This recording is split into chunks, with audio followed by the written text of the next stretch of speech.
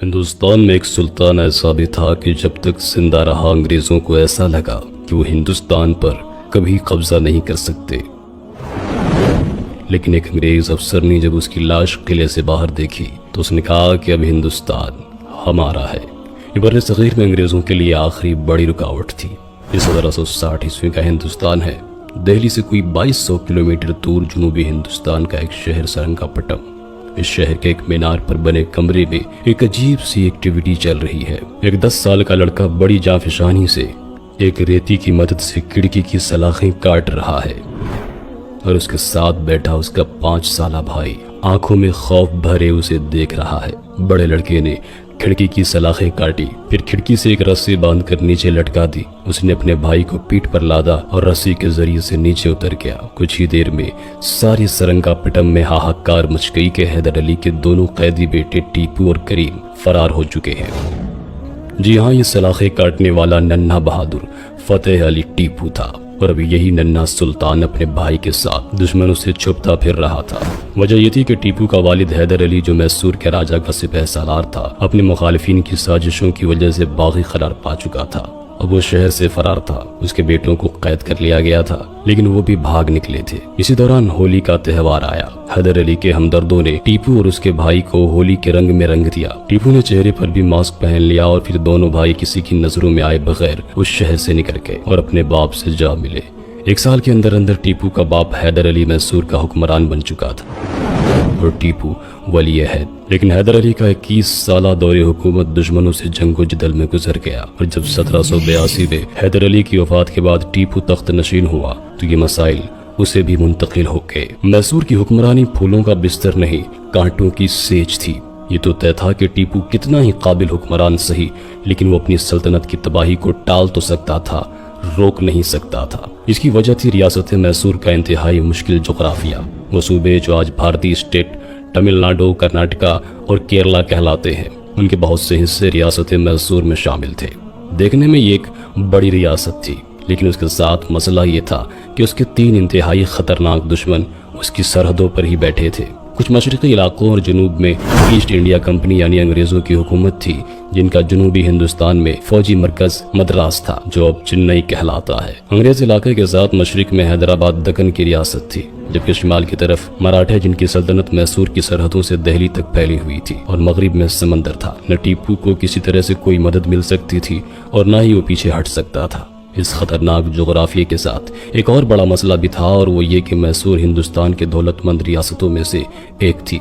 मैसूर के शहरियों की आमदन बाकी हिंदुस्तान के लोगों से 5 गुना ज्यादा थी, तो ऐसे में मैसूर के मुखालिफिन की राल क्यों न टपकती। उसके तीनों तरफ फैले हुए दुश्मनों का वाहिद मकसद मैसूर पर कब्जा करना था, इसलिए उनसे सुलह और मुआहदे का सवाल ही पैदा नहीं होता था। यूं रियासत मैसूर एक खतरनाक दोराहे पर खड़ी थी, लेकिन टीपू हार मानने वालों में से नहीं था। वो सुलह और जंग दोनों के लिए तैयार रहता था। उसने पहले अपने दुश्मनों से सुलह के माहदे भी किए, लेकिन शेर मैसूर को बिलाखिर जंग करना ही पड़ा।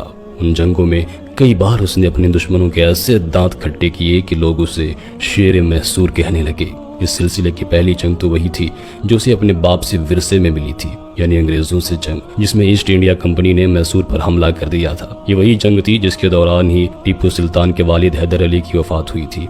टीपू की जगह कोई और होता तो बाप की मौत और दुश्मनों से जंग उसके आसाब शल कर देती और ये रियासत उसी वक्त खत्म हो जाती। लेकिन टीपू ने तख्त नशीन होते ही एक के बाद एक अंग्रेज लश्कर को धूल चटाई। फिर उसने बेंगलौर के किले में मौजूद अंग्रेजी फौज को हथियार डालने पर मजबूर कर दिया।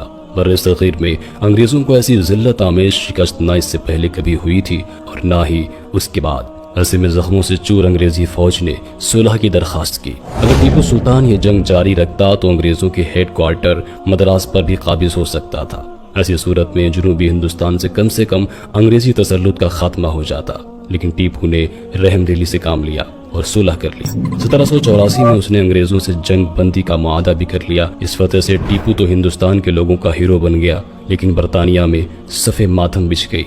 अंग्रेजों ने तय कर लिया था कि अगर हिंदुस्तान पर कब्जा बरकरार रखना है तो टीपू को रास्ते से हटाना होगा। और जिसके लिए उन्होंने साजिशों का जाल बिछाना शुरू कर दिया। इन साजिशों में टीपू सुल्तान की एक कमजोरी उनके बहुत काम आई। वो कमजोरी ये थी कि टीपू दरबारियों को खुश रखने का हुनर नहीं जानता था। उसने हुक्मरान बनने के बाद कई नए लोगों को अपने दरबार में जगह दी, जिससे पुराने दरबारी सख्त नाराज हो गए। इनमें वजीर खजाना मीर सादिक और वजीर अव्वल पूर मियाँ पेश थे। ये वो लोग थे जिन्होंने टीपू सुल्तान को तख्त संभालने में मदद दी थी, और अब उन्हें लगने लगा था कि टीपू सुल्तान उन्हें नजरअंदाज करने लगा है। टीपू अपनी उसूल पसंदी की वजह से अपने साथियों को सजाएं भी देता था। चुनांचे दरबारी साजिशों का एक ऐसा सिलसिला शुरू हुआ जिसमें अंग्रेजों की दाल गलने का इम्कान पैदा हो गया, और अब उन्हें टीपू के दरबार से खद्दार मिलने लगे थे। हिंदुस्तान में ईस्ट इंडिया कंपनी के नए गवर्नर जनरल का नाम था लॉर्ड कार्निवालिस। ये शख्स बहुत मक्कार था और दुश्मन को मैदान जंग में हराने से ज्यादा उसे अपने घर में कमजोर करने का हुनर जानता था। उसने टीपू सुल्तान के रियासत में कई जासूस भेजे।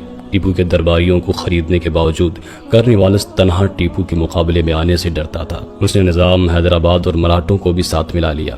जंग शुरू करने के लिए उसने ये बहाना किया कि टीपू ने अंग्रेजों के एक इत्तेहादी राजा शंकोर के खिलाफ जंग छेड़ी है। हालांकि ये जंग टीपू ने नहीं, राजा ने खुद छेड़ी थी, और टीपू की जवाबी कार्रवाई के बाद ये मामला खत्म हो चुका था। लेकिन कार्निवालिस ने साबिका शिकस्त के वक्त किया जाने वाला मुआहदा तोड़ दिया और मैसूर पर चढ़ाई कर दी। पहले उसने मैसूर के शहर बेंगलौर पर कब्जा किया। टीपू सुल्तान ने जवाबी हमला करते हुए उसे बेंगलौर में घेर लिया, लेकिन जब टीपू सुल्तान फैसला कुन हमला करने वाला था तो उसकी फौज में मौजूद गद्दारों ने हमले की तफसीलात लॉर्ड कार्निवालिस तक पहुंचा दी, जिसकी बदौलत वो बचकर निकलने में कामयाब हो गया।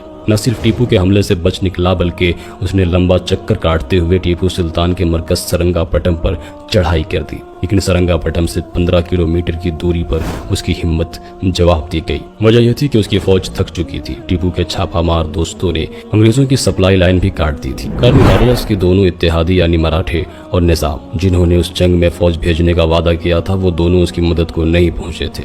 यूं कार्निवालिस सरंगापटम के मुहासरे पे नाकाम रहा। उसके फौजी भूख और बीमारी से मरने लगे। लॉर्ड कार्निवालिस को एहसास हो गया था कि अगर इन हालात में उसने टीपू की फौज पर हमला किया तो उसे जिल्लत आमेज शिकस्त का मजा चखना होगा।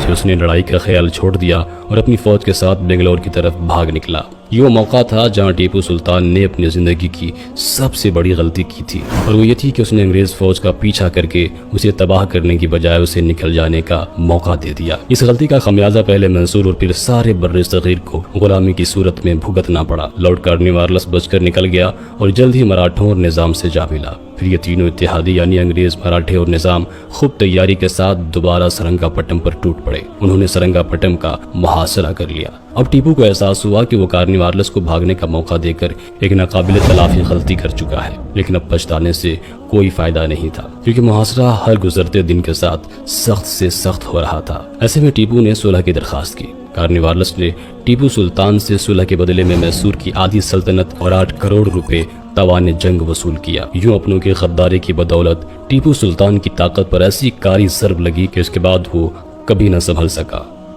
लॉर्ड कार्निवालिस से शिकस्त से टीपू और उसकी सल्तनत पर 2 तरह के असरात मुरत्तब हुए। एक तो यह कि टीपू सुल्तान पर अंग्रेजों से बदला लेने का जुनून सवार हो गया। टीपू ने तय कर लिया कि वो जब तक अंग्रेजों को शिकस्त नहीं देगा वो पलंग पर नहीं सोया करेगा, बल्कि फर्श पर सोएगा। उसने खिलौना घड़ी भी तैयार करवाई जिसमें एक शेर एक बरतानवी फौजी का गला दबा रहा था, और ये घड़ी आज भी लंदन की म्यूजियम में महफूज है। शेर मैसूर उस घड़ी को देखकर दुश्मन से बदले की तरकीबें सोचता रहता था। जंग का दूसरा असर ये हुआ कि टीपू के वफादारों ने भांप लिया कि टीपू और उसकी सल्तनत का अब कोई फ्यूचर नहीं है, इसलिए वो सुल्तान से दूर होने लगे थे। शायद ये बात बहुत से लोगों के लिए हैरानी का बाइस हो कि उस दौर में हिंदुस्तान में आजाद रियासतों का कायम होना और टूटना एक आम बात थी। चुनांचे किसी रियासत से वफादारी के लिए एक ही शर्त थी कि वो ताकतवर हो और वहाँ के लोगों को अपना मुस्तकबिल महफूज नजर आए। लेकिन जब रियासत कमजोर पड़ जाती थी तो उसके वफादार पार्टियां बदल लिया करते थे और किसी ताकतवर गिरोह या रियासत से मिल जाया करते थे। इस दौर के हिंदुस्तान की इंतहाई तल्ख सच्चाई थी जिसने आखिरकार सारे खित्ते को अंग्रेजों का गुलाम बना लिया। यहाँ ये बात बताना भी अहम है कि टीपू सुल्तान के 12 बेटे 5 बेटियां थी, लेकिन उसमें से किसी एक बेटे में भी यह सलाहियत नहीं थी कि वो उन खराब हालात में टीपू का बेहतरीन जानशीन साबित हो। अब जिस रियासत का हुक्मरान बढ़ापे की तरफ बढ़ रहा हो, वो आधा इलाका खो चुकी हो, ताकतवर दुश्मनों से घिरी हुई हो और उसे मजबूत जानशीन की भी कोई उम्मीद न हो, तो उसका ज्यादा देर तक बरकरार रहना सिर्फ एक मौजज़ा ही हो सकता था। लेकिन टीपू सुल्तान मौजज़े की ही उम्मीद लगाए बैठा था और उसे ये उम्मीद बरतानिया के बदतरीन दुश्मन फ्रांस से थी। जो माजी में टीपू सुल्तान का इत्तेहादी रह चुका था। टीपू ने फ्रांसीसी जर्नल नेपोलियन के पास अपना सफीर भी भेजा था। नेपोलियन ने टीपू को एक जवाबी खत भी लिखा, लेकिन यह खत रास्ते में अंग्रेज जासूसों ने पकड़ लिया। बर्तानिया और हिंदुस्तान में कोहराम मच गया कि नेपोलियन टीपू की मदद के लिए हिंदुस्तान का रुख करने वाला है। टीपू चारों तरफ से दुश्मनों में घिर चुका था। अब ऐसा वक्त था जब उसके दुश्मनों ने सिर्फ ये तय करना था कि वो शेर मैसूर का शिकार कब, कहां और कैसे करेंगे।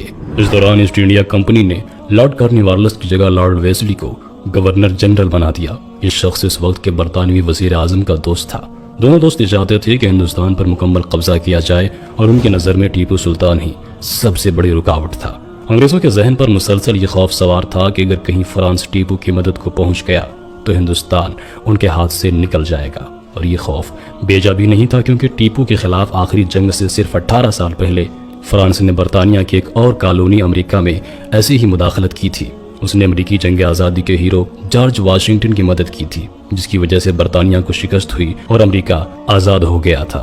बरतानिया फ्रांस को फिर से एक बार इजाज़त देकर हिंदुस्तान में टीपू की शक्ल में एक नया जॉर्ज वाशिंगटन अफोर्ड नहीं कर सकता था। चुनांचे लॉर्ड वेस्ली टीपू सुल्तान के साथ जंग का जहन बनाकर ही हिंदुस्तान पहुंचा।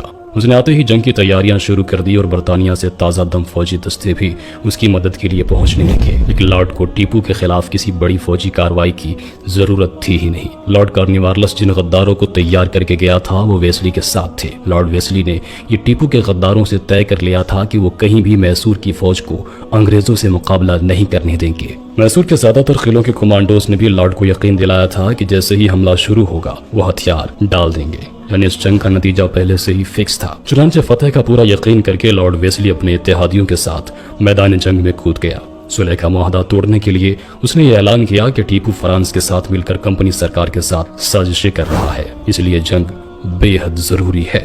फरवरी 1799 में अंग्रेजी फौज और उसके इत्तेहादी हर तरफ से मैसूर पर हमला आवर हो गए। टीपू ने अंग्रेजों के मुकाबले के लिए हमलावर लश्कर रवाना किए, लेकिन कमांडोज ने दुश्मन पर हमला का हर मौका जाया कर दिया। अपने कमांडरों का ये अंदाज देखकर मैसूर के सिपाही ये सवाल करते थे कि जब दुश्मन जद में है तो हमला क्यों नहीं किया जा रहा, लेकिन उन्हें यह जवाब देकर चुप करा दिया जाता था कि यह सुल्तान ही की हिकमत अमली है। लेकिन हकीकत में गद्दारों ने शेर मैसूर के हाथ पांव बांधकर उसे दुश्मन के हवाले करने का मंसूबा बना लिया था।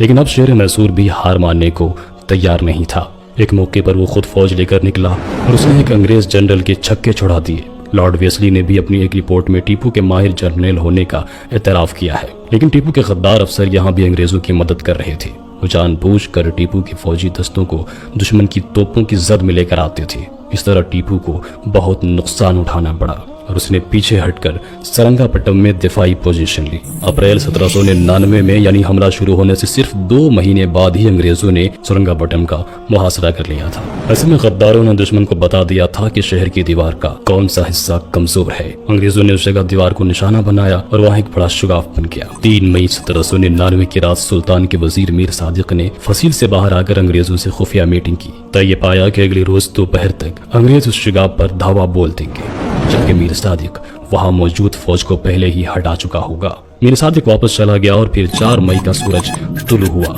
जब दोपहर को सुल्तान खाना खाने बैठा तो उसे पता चला कि उसके तोप खाने का कमांडर सैयद गफ्फार शहीद हो गया है। ये सुनकर टीपू फौज की पोजीशन का जायजा लेने के लिए किले से बाहर निकल आया। सुल्तान किले से बाहर निकला तो गद्दारों ने किले के दरवाजे अंदर से बंद कर दिए ताकि टीपू फिर वापस किले में ना आ सके। कहा जाता है कि सैयद गफ्फार की शहादत भी एक साजिश के तहत हुई थी ताकि ये खबर सुनकर सुल्तान किले से बाहर निकल पड़े।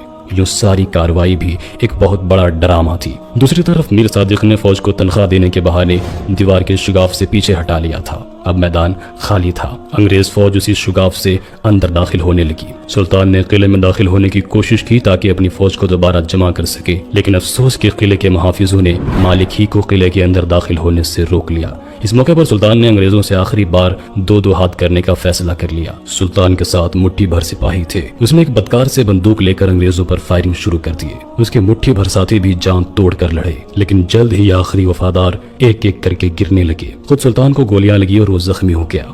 एक मुलाजिम ने कहा कि हुजूर, अंग्रेजों को बता दें कि आप कौन हैं, वो आपका एहतराम करेंगे। लेकिन तब टीपू सुल्तान ने वो अल्फाज कहे जो तारीख में अमर हो गए। उसने कहा कि शेर की एक दिन की जिंदगी गीदड़ की 100 साल जिंदगी से कहीं ज्यादा बेहतर है। शेर मैसूर तब तक लड़ता रहा जब तक कि वो बेबस होकर गिर नहीं गया। अंग्रेज उस वक्त नहीं जानते थे कि किले के बाहर लड़ने वाला ये शख्स टीपू सुल्तान है। सुल्तान जब गिरा तो एक लालची अंग्रेज उसकी कमर से हीरों की पेटी उतारने के लिए आगे बढ़ा, लेकिन सुल्तान अभी जिंदा था। उसने तलवार के वार से अंग्रेजी सिपाही की टांग उड़ा दी। अंग्रेज ने पलटकर गोली चलाई जो टीपू सुल्तान के सर में लगी और टीपू सुल्तान शहीद हो गया। लेकिन तब तक किले में यह खबर फैल चुकी थी कि मीर सादिक और पूर्णिया ने फौज को धोखे से शिगाफ से हटाया था। इस खबर के मिलने पर सिपाही मुश्तइल हो गए और उन्होंने गोली मारकर मीर सादिक को हिलाक कर दिया, लेकिन तब तक बहुत देर हो चुकी थी। अंग्रेज फौज शहर पर काबिज हो चुकी थी। टीपू सुल्तान को अंग्रेजों ने पूरे फौजी एजाज के साथ सरंगापट्टम में दफन किया। शहादत के वक्त टीपू सुल्तान की उम्र 49 बरस थी, इसलिए उसे 49 तोपों की सलामी भी दी गई थी। टीपू की शहादत के 49 बरस बाद सारे हिंदुस्तान पर अंग्रेजों का परचम लहरा रहा था। चुनांचे इस तरह उस अंग्रेज सिपाही की बात सच हो गई जिसने टीपू सुल्तान की लाश देखकर कहा था कि अब हिंदुस्तान हमारा है। इसलिए इस हकीकत को कोई भी रद्द नहीं कर सकता कि टीपू सुल्तान आज भी हिंदुस्तान का हीरो माना जाता। आप ये इस्लामिक प्रोग्राम निज़ामे हक प्रोडक्शन की जानिब से देख रहे हैं। आप हमारे चैनल को सब्सक्राइब करें, वीडियो को शेयर, लाइक और कमेंट करें।